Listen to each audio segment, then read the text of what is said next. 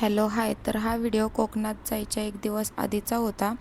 तिकडनं आल्यावर माझा थोडासा घसा खराब होता म्हणून तो मला काही एडिट करता नाही आला. लेट झाला व्हिडिओ एडिट करायला, पण ठीक आहे.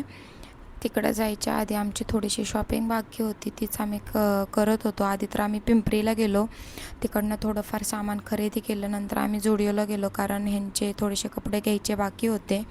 मग ते तिकडनं मी खरेदी केले. माझ्यासाठी पण मी ज्वेलरी आणि लिपस्टिक वगैरे खरेदी केली.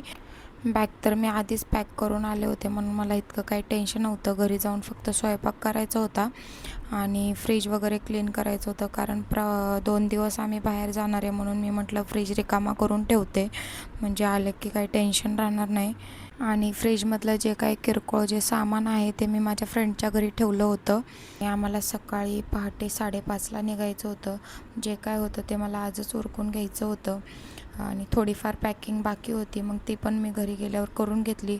स्वयंपाक वगैरे बनवला, किरकोळ जे जे कामं होते ते केले.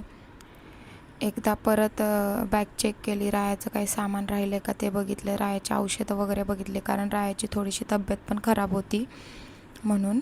आणि हे सगळं आवरता मला 3 वाजले झोपायला, तरी पण मी तासभर झोप घेतली.